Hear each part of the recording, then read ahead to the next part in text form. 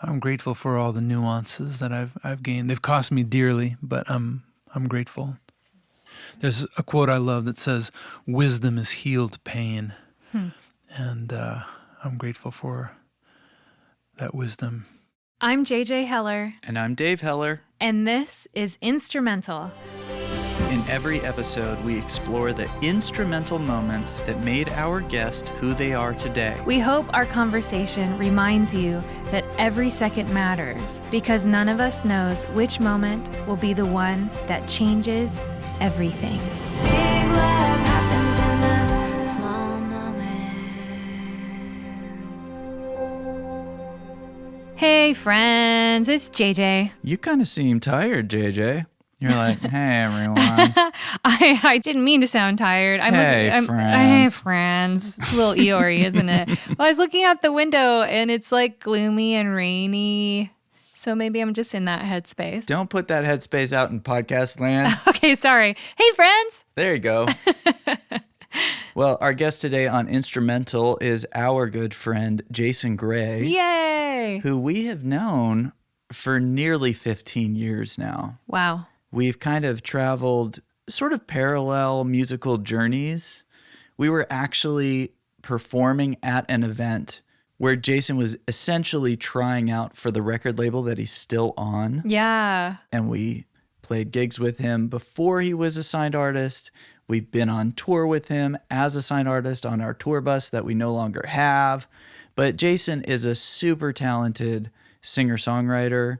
Incredible storyteller. I honestly have been trying to get Jason onto our show ever since we started.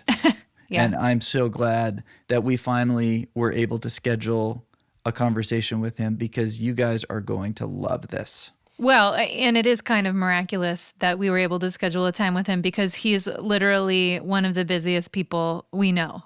Yeah, I mean, he'll be songwriting or writing prose or traveling. He is a very busy man. But we tracked him down for you.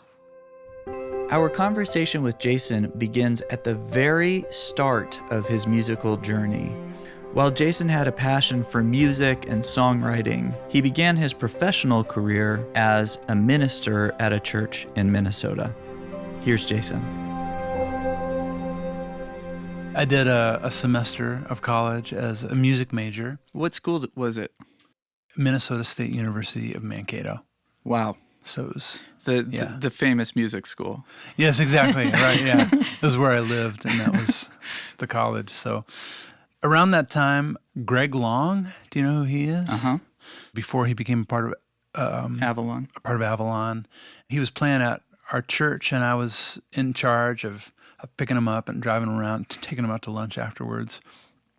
And we were just a small Assembly of God church, and he played in our services. And we took up an offering for him, and then I took him out to lunch.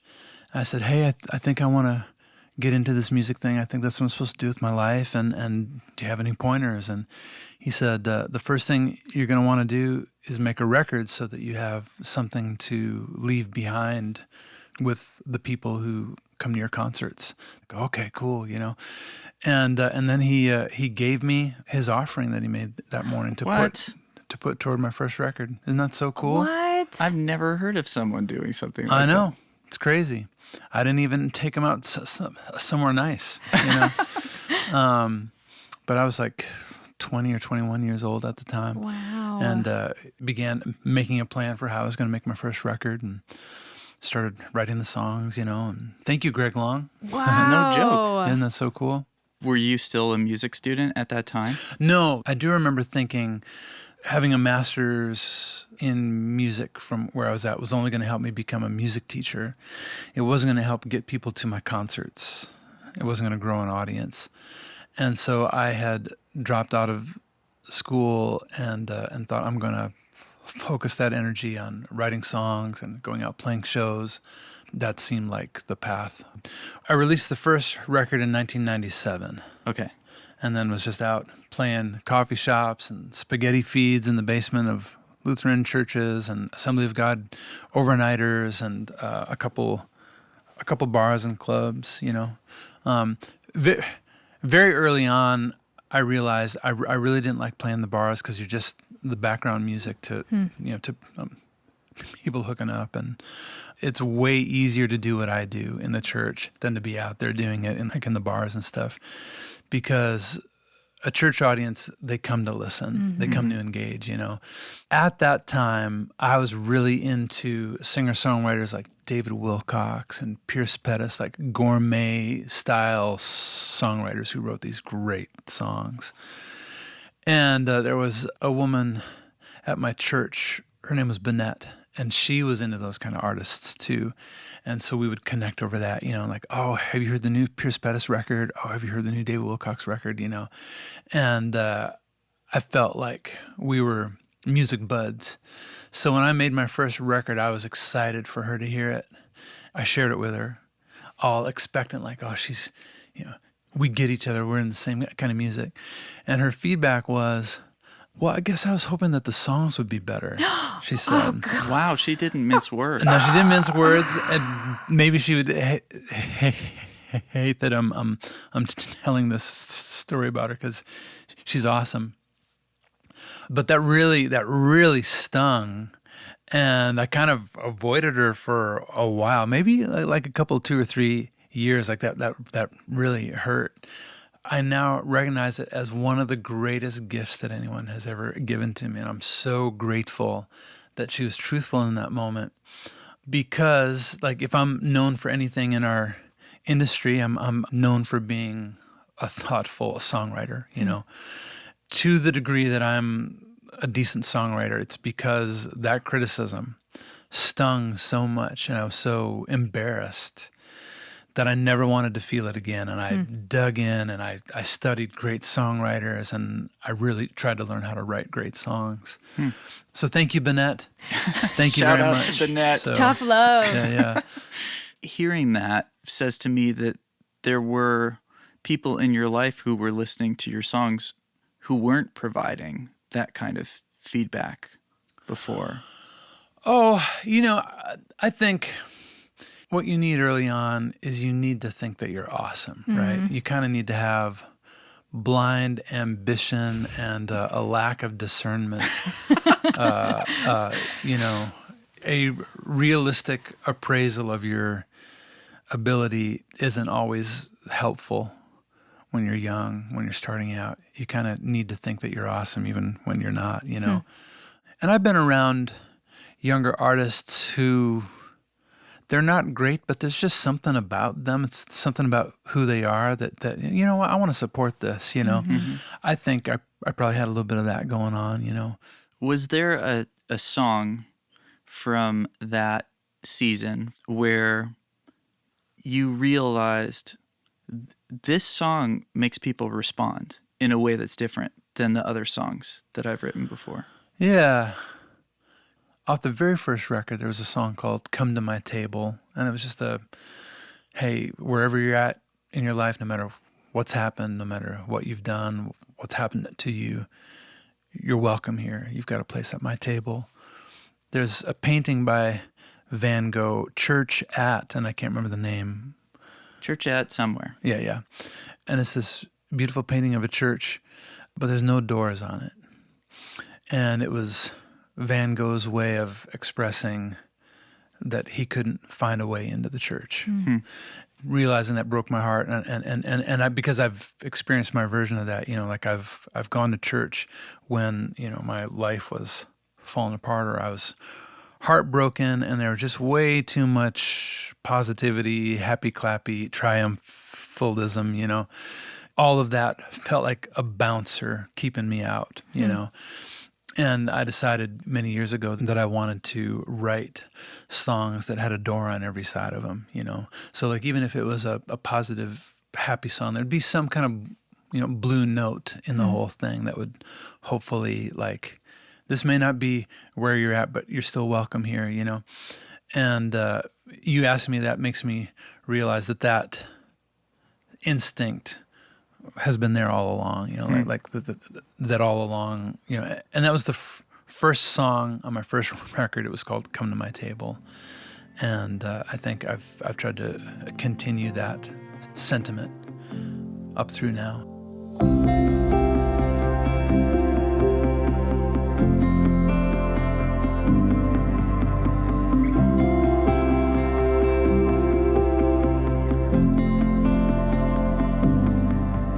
There's that great Annie Dillard quote. I might mangle it, but it's something like, faith is something like jumping off of a cliff and building wings on the way down. A lot of my life, I lived like that, and that was a meaningful way for me to live. Like, I remember early on thinking I could stay in school and I could get a music degree or some kind of a degree as a safety. And I realized if I have a backup plan, I'll use it when things get hard. I'm glad I did it that way, But it was many years of poverty and struggle. I was married at the time. We were of a like mind with that. She was very open to that kind of faith adventure, and that gave me a front row seat to God being my provider. I took a youth ministry job in 1991, year after I graduated. So I was doing that while I was playing at youth retreats and coffee shops, which was complicated though, because I had a speech disorder known as stuttering, which I'm doing pretty good during our conversation today. But you've been on the road with me at times when, oh wow, I'm having a rough night, Anyway, I believed I was called to do this thing, but I was very shy, very introverted. I had this speech thing, playing regionally for tips, and very, very broke for many years. My father-in-law helped pay for the first record. Things happened like this guy came and spoke at our church about tithing. And I remember we had $20 in our checking account, but we both felt like we were supposed to give. All right, here it is. That's our literal last $20. And we put it in the offering. And like 2 or 3 minutes later, this guy comes over during the services. Hey, I feel like I'm supposed to give you this. And he gave us $50. We lived in this farmhouse that we paid $250 a month for rent, and it was something we were grateful for, but there were a lot of problems with the house. And Really? With rent that low? Yeah, lots of rodents, and my wife was not happy there, and then that made me feel like a failure as a provider. And we had this opportunity to do a tour with this smaller label that was interested in me, but there wasn't going to be pay, but I'd get to have merch sales. And okay, we're going to take the leap of faith. We're going to trust God and believe there's going to be enough people at the shows that, we took the leap of faith, and it was, there just wasn't anybody at the shows. It was kind of a disaster. We lost money, so like it was a whole month, and came home exhausted, burnt out, in the red, and like, well, what was that all about? Confused, angry, depressed, very, very discouraged. And then someone had encouraged us to look at houses, and like, we can't afford to leave this house because it's $250 a month, But okay, we did it anyway, and we found this old Victorian house that was just the dream, especially for my wife. And it was everything that she had put down on her wish prayer list, but it was going to be, I'd have to come up with an extra $1,000 a month, which seemed like impossible at that time. And so we looked at the house, came home. I remember she cried that night. Like, it's one thing to wish for a house, but then to find the house that I've always wished for and know that we can't get there, it's heartbreaking. I felt so brokenhearted about it, and I had to leave. I had a weekend of shows, so I left that night. Okay, so this is in August. The tour in June, that was a bust. I'd played down in Birmingham, and this guy was in the audience and heard my testimony and bought my record.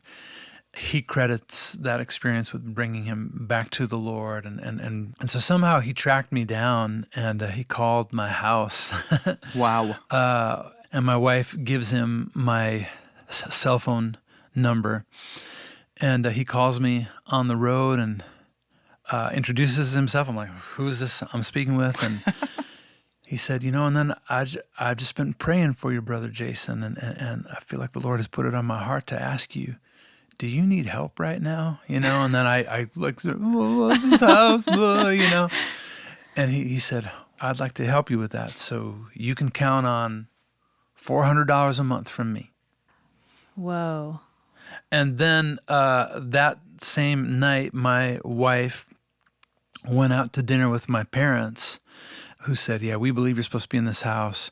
We're going to help you with $250 a month.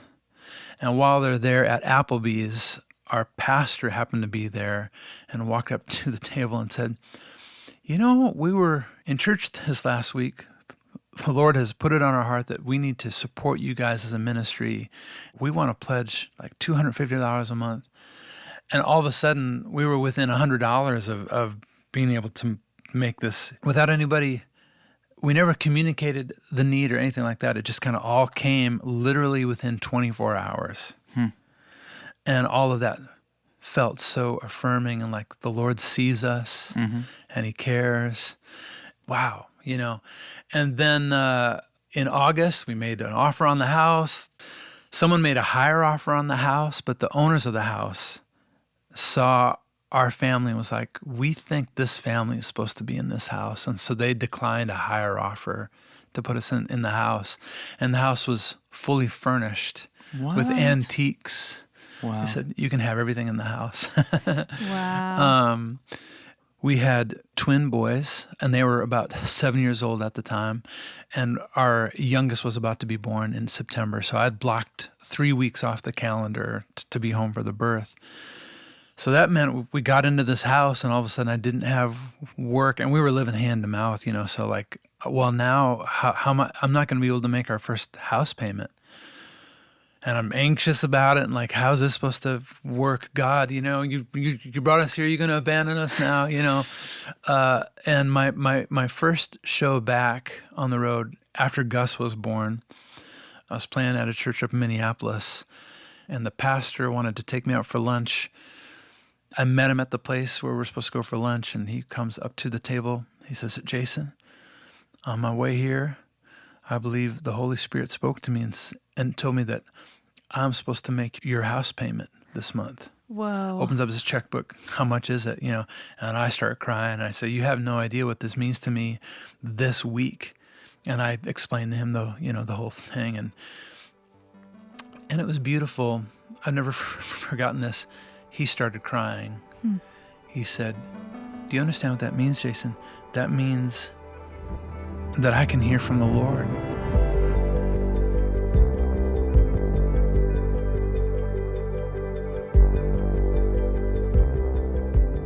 And that became a moment in our story that no matter whatever else was happening in our life, we could always point back to and say, but, in August, September, October of 2003, the Lord showed his hand so clearly. There's no doubt, It was while we were in that house, it was time to make my next record. And how am I going to pay for this? I felt like I was supposed to swing for the fences and if I'm not going to be with a label, I'm going to sound like I'm with a label, and we'll do it all on our own, And I needed to raise about $60,000, which seemed impossible.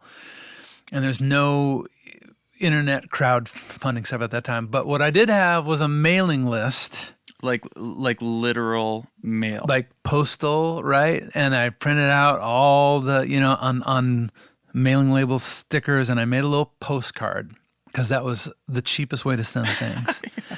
And I sent this postcard out to everybody on my mailing list, all my fans. How many people were on your mailing list? I can't remember at this time, but maybe like 300 or 400, something like that. Okay. Saying, hey, here's what I feel like I'm supposed to do. You can give me a gift. You can give me an amount and I'll pay you back within 2 years.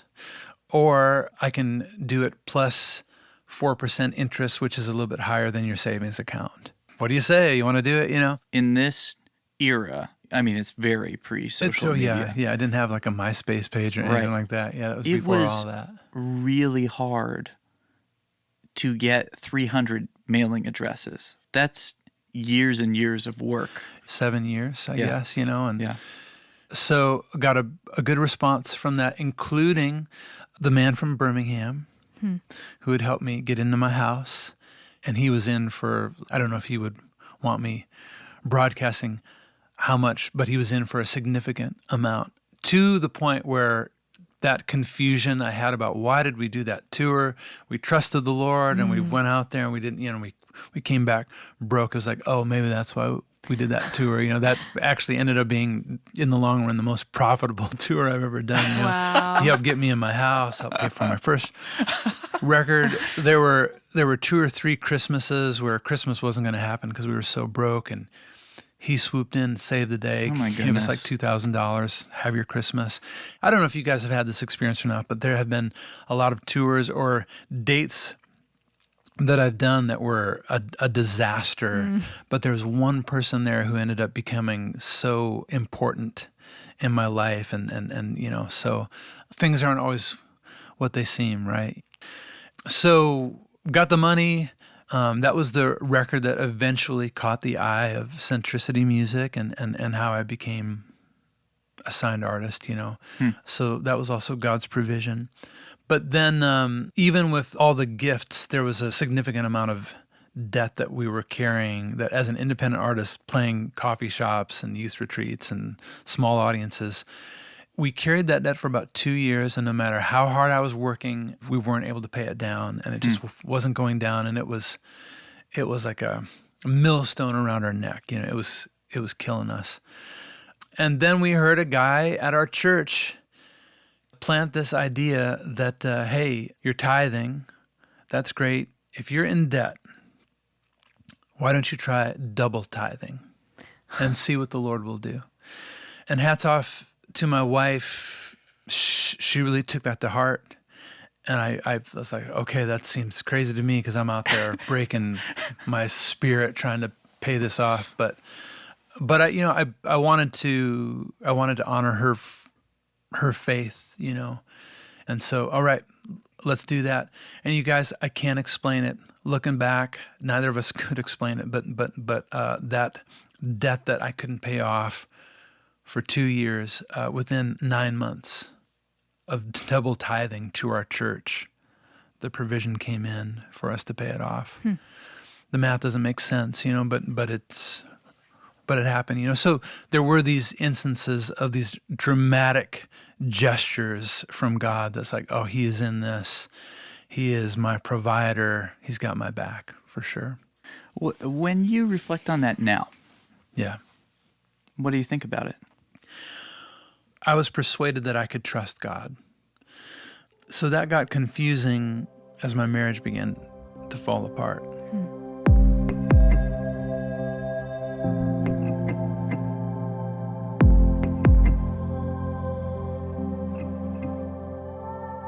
I was seeking him, saying, Lord, I don't know what the problem is, but whatever part of it is me, change me, help me to see it, And I never prayed harder for anything in my life and trusted harder. I don't have language for all that, but when the divorce happened anyway, it was confusing, and it was like, and I remember I tried to be home every minute that I could so that I could be available for reconciliation and be there for my boys. And but I still had to make a living, so I'd often be out Friday, Saturday, Sundays.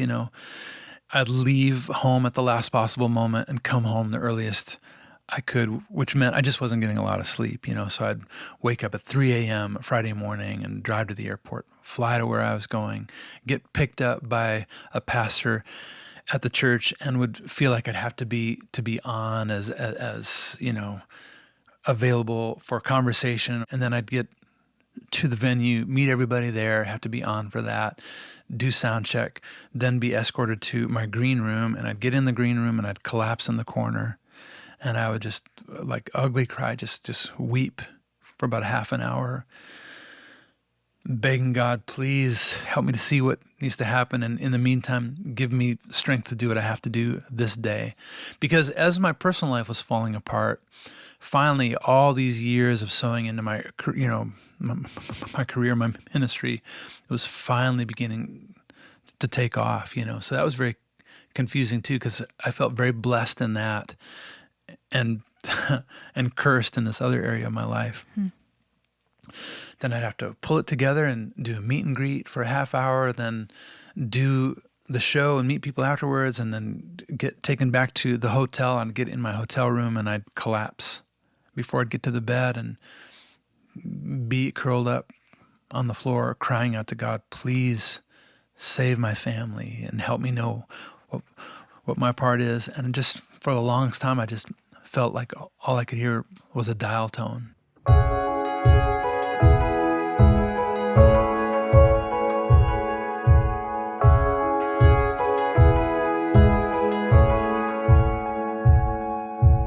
What was your experience when you realized it was over?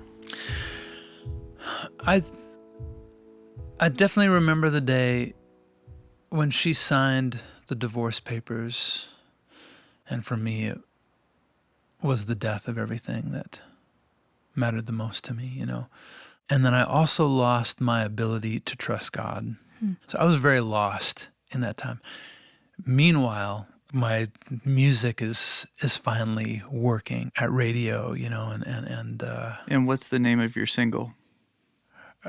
Around that time, it would have been Good to Be Alive and Remind Me Who I Am. Wow. So that was hard to go out and sing.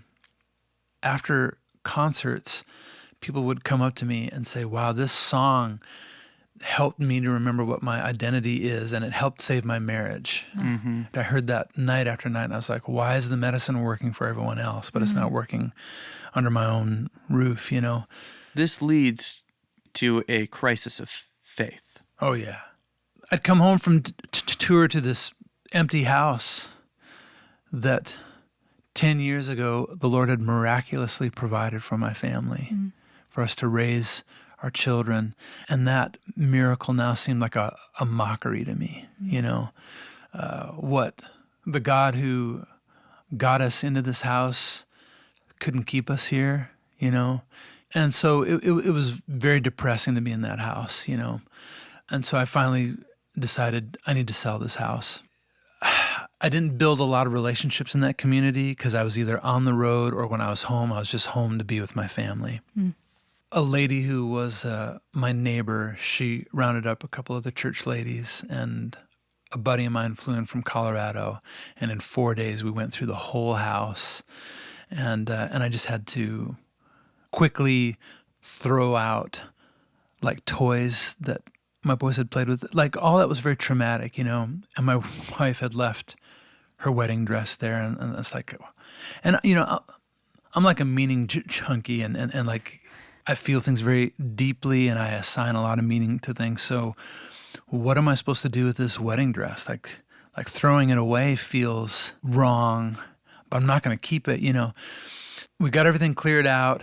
Me and 3 of my buddies are there. They help me lock up the moving containers, and then we go back in my house, and we're standing in the room that had been my kitchen, and my buddy Rob says, hey, I feel like I want to pray. So we huddle up there in my kitchen, and then when he says amen, my other friend Adam, he begins to pray, and then when he's done, he says amen, and then it goes to Harrison, and he prays. And it wasn't like we had said, all right, we're each going to take turns praying, but that's what was happening. So after Harrison was done, if we were taking turns, it was going to be my turn, right? And I'm just a wreck. And this was not premeditated at all. It just happened when it was my, quote unquote, my turn to pray. All I had in me, I just said, F you. F you. F you. And then this tsunami of saying to the Lord, F you, but I wasn't saying F, just kind of rolled out of me, like where I just, like it kind of reached critical mass. Critical mass, exactly. And where I just was yelling this out about 50 times, it came out of me. And as that was happening, I was sinking to the floor. And once that was spent, my anger had turned into tears. And then I began to say, I'm sorry. I'm sorry. I'm sorry. And then a wave of that came through me, and me saying, I'm sorry. I said that about 50 times too, and it crested. And then at the end of that, and I'm not like conscious of these things, it's just what's coming out of me. I just began to say, thank you, thank you, thank you.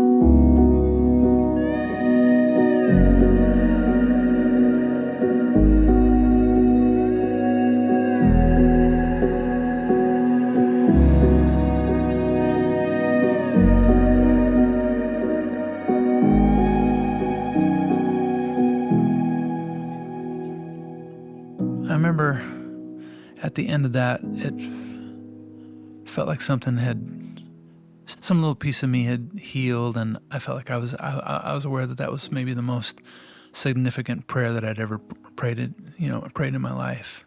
F you, I'm sorry, thank you. And I don't even know what the thank you, I don't even know what it meant. I don't even know what I was saying I'm sorry for. It wasn't cognitive. But that's what came out of me, It's interesting. Before I had all these experiences, I thought more categorically than I do now. All these things are messy. There aren't clean lines between all of them, I remember losing my faith. It was going away bit by bit. Like I would have an hour where oh wow, I can feel there's no belief in me. And then the next hour, oh, no, there it is, And I just began to notice that I was spending longer periods of time in unbelief, and that there wasn't anything I could do about it. Like I was doing all the things I knew to do to maintain faith. I was doing my devotionals. I was trying to feed my faith. I did not want to lose my faith, and it went away anyway. And then when it was gone, well, now what do I do? Because my whole career is being a person of faith, singing songs about it. Well, I don't know what this is yet. And I'd had enough experience with depression where I learned you don't make any decisions when you're depressed because you don't know, because it's going to pass. 'Cause there's going to be some new reality that comes after it. So if you don't hold hands with it, it'll move along. Wait until you're in the next reality. Is this like that? I'm not going to make any decisions yet. I don't know what this is yet. It might be a passing thing. And that was an interesting season because I was still going out and singing songs about having faith. And that maybe felt like the most faithful time in my whole ministry because I was genuinely doing it by faith. Because I didn't feel anything, didn't know I believed anything, but I'm going to go out there anyway and do it with the faith that it's going to come back in some sense, And after about 6 months of doing that and it not coming back, I started to feel like, when is this not faith anymore and it's just lying to my audience to make a living? Well, that's not good. I don't know if I believe in God but I do have a sense that is evil. And that's what I was wondering about when Brant Hansen, radio personality, author, asked me to go on tour with him to promote his new book that he had just written. And I love Brant, and he's brilliant and hilarious. I thought, oh, this would be fun, And going out on the road with him was very healing. He's this very authentic, very intelligent person, and we just had really great conversations that stirred things in me. At that point, Scripture was completely dead to me. But I remember while I was on the road with him, we were in Cincinnati. I woke up after our show that night, and I'm laying in bed in the hotel, and U2 has released a new record, and there's an interview with Bono in Rolling Stone magazine. And I always like his interviews. I'm going to read that while I'm waking up. And I'm reading this interview with Bono, and he starts kind of talking to the interviewer and asks if he can share a psalm with him. And I'm just reading this, typical Bono stuff, right? And I read this psalm that he quotes. I wish I could remember what it is. But the point is, I read this piece of scripture and it all came rushing back. It all came back to life in me.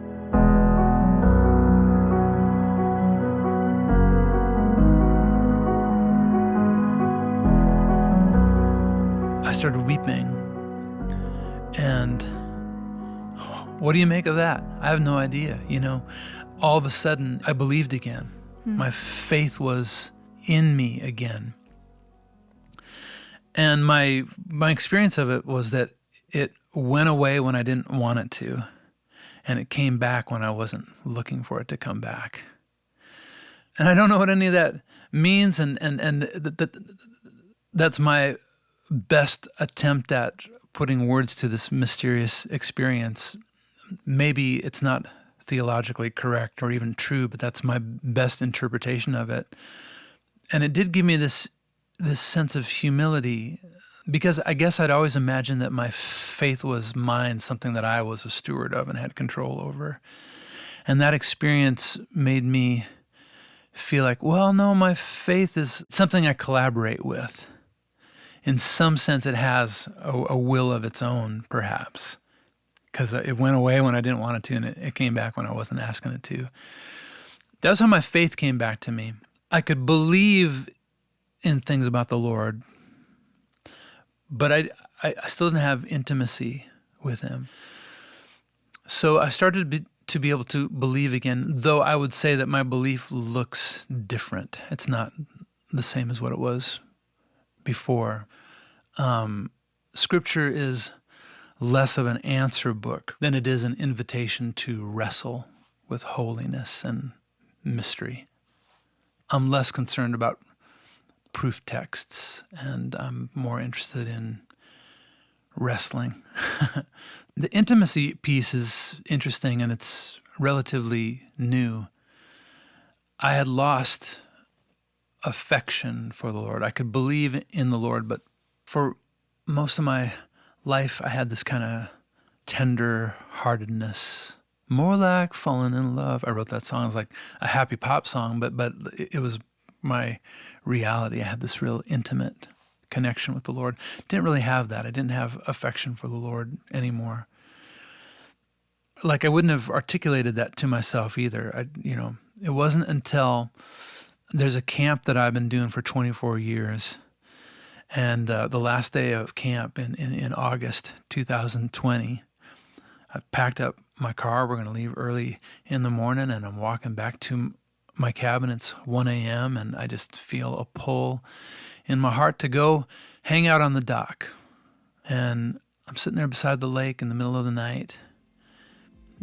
Didn't even know this was on my mind, or that any of this was going to happen. And all of a sudden I said, "I'm sorry, but I don't love you anymore."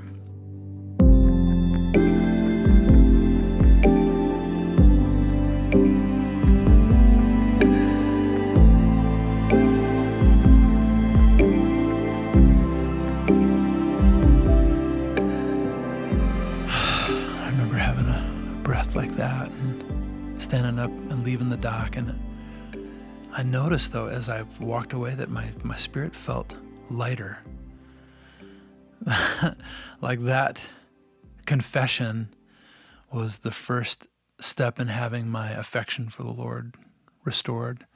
And I think that that's the journey that I'm on again now. I think I'm falling in love with the Lord again, though I'm at the same time I'm trying to, what is the Lord? What is God? All that is my best attempt at language for the mysterious journey of losing my faith, it coming back to me, finding affection for the Lord again, beginning to be able to trust again. Yeah, it's all kind of new again. It's so intriguing to me that through this entire process, it's not like your song catalog has changed. I mean, you're writing new material. Yeah. But you're singing the same songs. Yeah. For years through thick disintegration of faith and slow restoration. Yeah. I figured out how to do it without lying. I found this narrow, windy path through a concert where I could be truthful in all of it. Which is what? Some of it had to do with the song selection. You know, when we were out on the road with each other, one of the special moments in the night is when JJ would come out and sing "The Wound Is Where the Light Gets In," and that's an example of a song that I can sing truthfully, no matter what kind of season I'm in. You know, so Can you quote a couple lyrics from that song? well, it opens up with I was halfway up the mountain when the rocks I held gave away. I came tumbling like an avalanche to the bottom where I lay. And with the taste of blood and the twist of bone, my healing could begin. 'Cause the wound is where the light, the wound is where the light, the wound is where the light gets in. I think it's so interesting that all along you have had this theme in your songwriting of an invitation, you know, and saying everyone is welcome here. Right. And it sounds like through different seasons, that's also the message that you needed to hear yourself. And I can totally relate to that in writing all of these lullabies and struggling with anxiety and like writing the songs that my own soul needs to hear. So anyway, as you were telling your story, I was just thinking like in so many ways, like your own songs are the doors on the church. For myself, you mean? I think I would experience that when I would sing them too. Like I wasn't able to sing the songs that I felt blocked me out, you know. One of the gifts of what I've gone through, and this is true for everybody, you go through these things and it teaches you grace for other people who go through them, you know. Before I was divorced, I was pretty black and white in the way that I thought about saving a marriage, what it took, and all those things. And I'm grateful for all the nuances that I've gained. They've cost me dearly, but I'm grateful.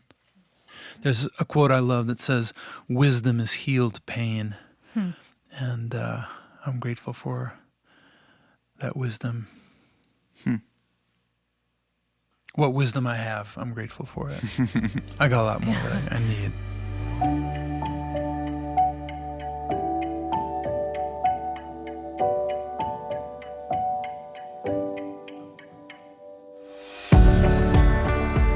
I didn't grow up in the church. I grew up on the road with my mom's bar band. Which was named what? There were a number of them. One was called Caravan. That's nice. That's like very 70s. Yeah, I think like Journey, Caravan. Caravan. Yeah, sure was. I think one was called Silent Street. There were a number of bands that she was in. That's a pretty nice name. Oh, right, that's cool. They're noise making Silent Street. Yeah, I know, right?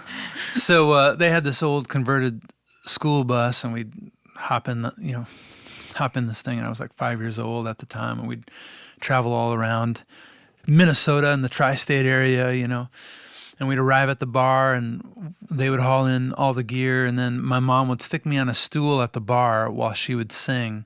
And so there I am, a 5-year-old, just hanging out at the bar, you know, and I hated the smoke, but I did have this bottomless glass of root beer and my Star Wars action figures. And so it was a good life, you know. And the truckers, I think they liked having a little boy hanging out at the bar, probably because they missed their own families. And so they'd hang out and talk with me and talk Star Wars with me and teach me how to play pool. I think a lot of that is probably illegal in 2021, but, you know. Definitely. It was the 70s. It was the Wild West out there, you know. We didn't even have seatbelt laws. I would take naps in the back window of our car, you know. I'd crawl up in the back window and take a nap there while we were driving. Oh my God. So wave at the police cars driving yeah, right. by. Hello. My parents were going through a very ugly divorce. I was caught in the middle. That was actually the season that activated my stuttering. It was the stress of all that was going on. Do you remember not having a stutter? I don't remember it. No. I was just curious. It started when I was about 5 years old. Yeah. So all that was going on, and we were living at my mom's parents' house.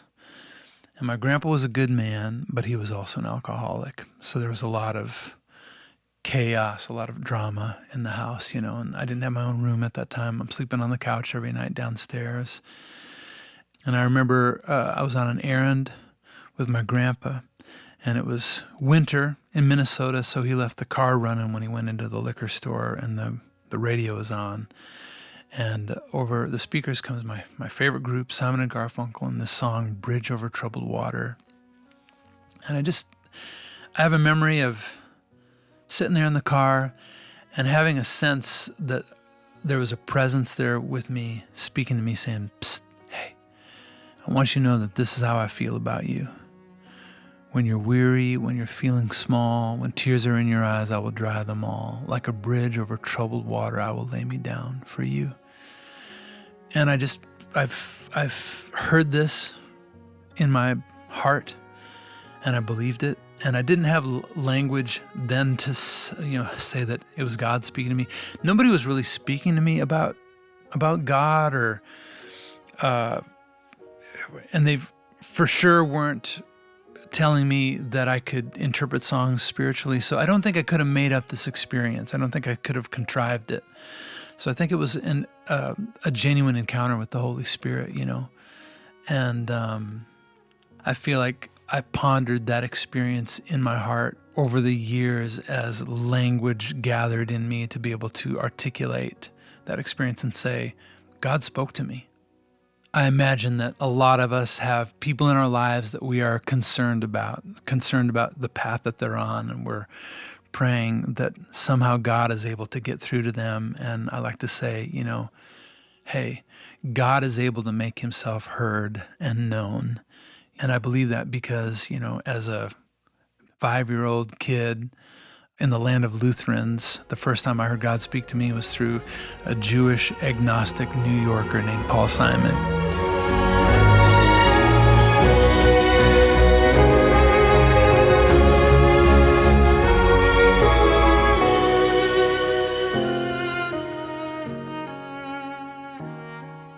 I remember walking home as a third grader, having a sense that I'm supposed to make music in the world. That was it. That was all I knew.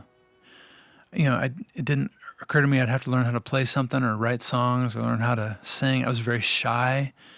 My speech handicap was a thing that made me terrified to stand before people, but I'd make up little songs on my walk home from school. Do you have a memory of like the first time that you actually played like a show or like some performance in front of people? I wish I did. I remember as a sophomore in high school, my Spanish teacher, Mrs. Robinson, she saw something in me and began to ask me each morning to stand before the class and to tell a joke. She asked you specifically? Yeah. Did she ever ask anybody else to do this? No, it was just me. And that was what started making me feel comfortable standing in front of people. And then I moved to a new town and had this youth pastor, and he wrote a song about a baseball player for the Minnesota Twins named Gary Gaetti, who had become a Christian in a very public way. My youth pastor, Dave, wrote this cool little song. It's a whole new ball game now, Gary, and asked me if I would record it for him to send a copy of it to Gary Gaetti, and then had me play it at church. Actually, I think that was the first time I ever sang in front of anybody. Did you ever hear back from Gary Gaetti? I think he did. Yeah, I was kind of like I wasn't privy to all that, but yeah.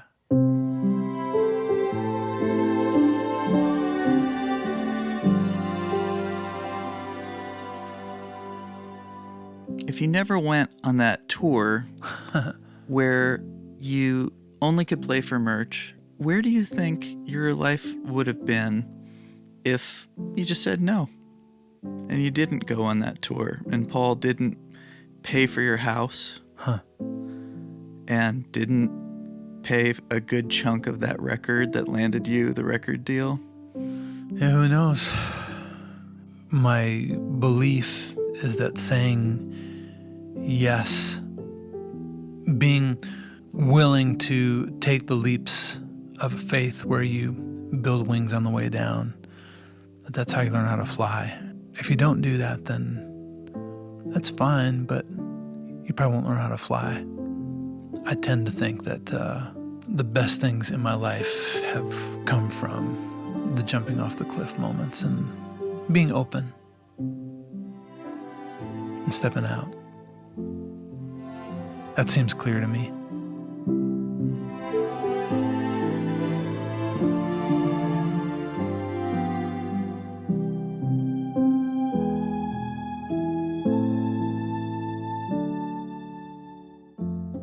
So what do you think, JJ? Worth the wait to hear Jason's story? Oh my gosh, totally. He's definitely lived quite a ride. I know.